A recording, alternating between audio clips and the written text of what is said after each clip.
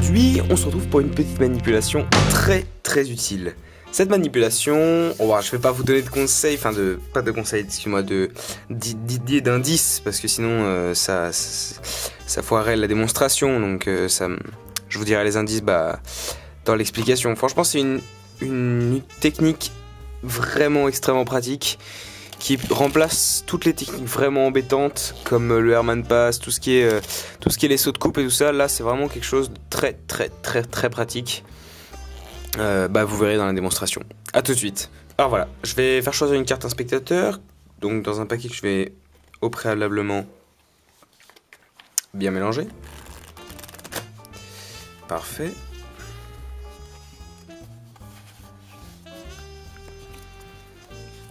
Hop là, que je vais couper. Encore une fois, parfait. Alors, un spectateur me dit stop, ici, par exemple. Donc, je prends la carte, que je vais vous la montrer. Parfait, c'est un joker. Alors, ce qu'on va faire, c'est qu'on va en choisir une autre parce qu'il y a 2 jokers dans le jeu, donc c'est pas génial. Stop, ici. Parfait. Hop. Donc, je prends la carte, je vais la retourner.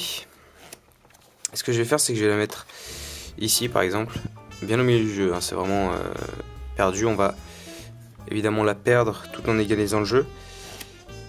Et là, juste en claquant des doigts, la carte remonte sur le dessus. Oui, elle remonte vraiment sur le dessus. Et on peut faire signer la carte. C'est l'unique carte du jeu. C'est vraiment une belle chose. Je vais vous le refaire une petite fois. Donc, moi, stop ici. Parfait. On va prendre la carte là. Parfait, c'est un 4 aussi. On va mettre le 4 à l'intérieur du jeu. Perdu, hein. Et là, on fait remonter la carte sur le dessus. Voilà, ça consiste à ça. Et tout de suite, bien l'explication de ce petit miracle de la carte magie. Pour l'explication de cette petite manipulation, donc vous voyez, j'ai changé d'angle. C'est très simple. Très simple à savoir, mais pas à faire. C'est ça le malheureux de la chose. C'est-à-dire que si vous vous trompez, c'est foutu. C'est vraiment une chance sur beaucoup de vous tromper, de vous rater. Mais si vous vous ratez, vous avez tout foiré. Vous avez vraiment raté tout ce qui va à la suite. Alors, en fait, c'est très simple. Vous faites choisir une carte, n'importe laquelle, avec l'effleurement de carte à une main. Par exemple, le spectateur s'arrête ici. Et en fait, le petit stratagème, c'est de faire faire tomber 2 cartes et de les prendre avec votre index, votre majeur ou n'importe quel doigt. Si vous voulez le prendre avec le petit doigt, si vous trouvez ça plus facile. Moi, je le prends avec l'index, mais j'ai une grosse ampoule sur le doigt. C'est très chiant pour faire de la magie, très embêtant. Donc, vous prenez ici les cartes et vous les sortez. Vous avez évidemment 2 cartes ici et vous allez les faire tourner autour de votre paquet. Et ce qui va permettre de garder les 2 cartes, c'est le pliement des 2 cartes grâce pour vous la faire remonter. Vous faites la petite technique. 1, 2. Hop. Vous faites passer sur le dessus du jeu. On va vous retrouver avec 2 cartes ici que vous reposez sur le dessus. Et après, que vous reposez sur le dessus. Et après, c'est tout simple. Vous prenez la carte et vous la mettez, la carte du dessus, vous la mettez. Vous avez juste à lever la première carte pour remarquer qu'elle est remontée sur le dessus. Alors, maintenant en détail. Parce que c'est bien de vous expliquer, mais il faut aussi vous apprendre. Eh bien, c'est parti. Alors, vous prenez un jeu. Non, on va peut-être pas aller jusqu'à là. Vous faites le rattrapement à une main, que j'ai appris dans les fioritures pour amateurs. Donc vous faites votre fioriture à une main, vous allez devoir écarter un maximum les cartes pour pouvoir passer un doigt. Ici, et laisser un peu d'espace entre le doigt et le paquet inférieur. Donc légèrement écarter le paquet. Ici, avec votre pouce, vous allez jauger 2 cartes. 1, 2. Voilà. Vous avez jaugé 2 cartes, donc vous vous retrouvez avec 2 cartes ici. Avec 2 cartes, donc vous laissez le temps à votre doigt ici de prendre la carte. Juste la sortir, parce que sinon si ça retombe sur les 2 cartes, vous devez refaire quelque chose et c'est suspect. Vous les sortez toujours dans le même axe, c'est-à-dire vous faites une rotation. Vous vous retrouvez comme ceci. Ici, vous allez... Alors là, je l'ai fait un peu trop lentement. Vous faites choisir 1, 2, hop, vous faites tourner et avec vos doigts, vous allez attraper la carte ici pour la plier, pour garder en pression les deux cartes. Et vous allez la reposer tout en gardant un break au petit doigt. Vous vous retrouvez donc avec deux cartes. Hop. On va le refaire. Choisir une carte. Tac, parfait. Vous prenez vos deux cartes, vous les tenez avec vos deux doigts ici. Ici par exemple, et vous la faites tourner tout en gardant une pression pour qu'elle soit pliée. Si ça dépasse vraiment légèrement, ici par exemple on voit que ça dépasse un tout petit peu, vous avez juste à rassembler vos doigts et à égaliser. Comme si vous égalisiez le paquet, mais vous égalisiez que deux cartes. Voilà. Donc vous avez gardé votre break au petit doigt, ce qui vous permet de passer votre doigt, votre majeur, votre index ou n'importe quel doigt, pour prendre la carte vers le milieu et retourner en levée double. Voilà, c'est très très simple. 1, 2, vous faites votre petit stratagème, vous montrez la carte, vous pouvez la faire signer si vous voulez vraiment faire un beau tour. Vous la retournez.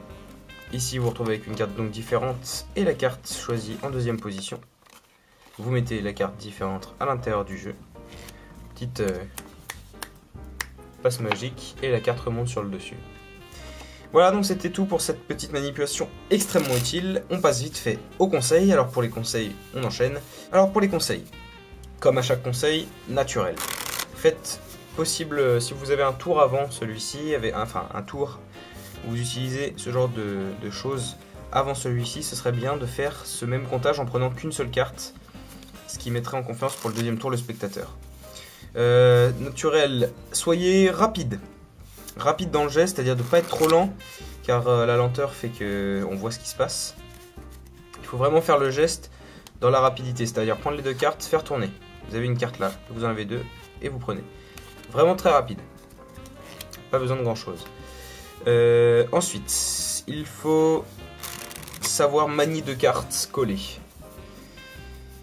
Pour ça, il suffit juste de mettre une pression, comme je vous l'avais dit. N'hésitez pas à exercer une sacrée pression sur les deux cartes. Une bonne pression sur les deux cartes, quitte à peut-être un peu les plier, si vous voulez bien réussir votre tour. C'est vraiment quelque chose de pratique. C'est comme prendre deux cartes, vous les pliez un peu et vous les posez, on a l'impression qu'il y a une carte libre. Pourtant, il y en a deux. Voilà, c'est ce genre de petits trucs. Voilà. Exercez-vous à contrôler deux cartes.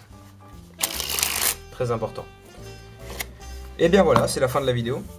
Je vous l'avais remarqué, j'ai un nouveau paquet, qui est le paquet Madison Rounders. Très très beau paquet de cartes.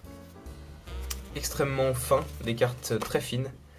Ce qui est extrêmement bien aussi pour les levées doubles, car on a l'impression qu'il n'y a vraiment qu'une seule carte dans ma main. C'est très agréable pour les tours de magie sympas à faire. Et pour avoir des tours de magie invisibles surtout. Un paquet extrêmement bien aussi pour les fioritures. Les coupes sont très rapidement faites avec lui.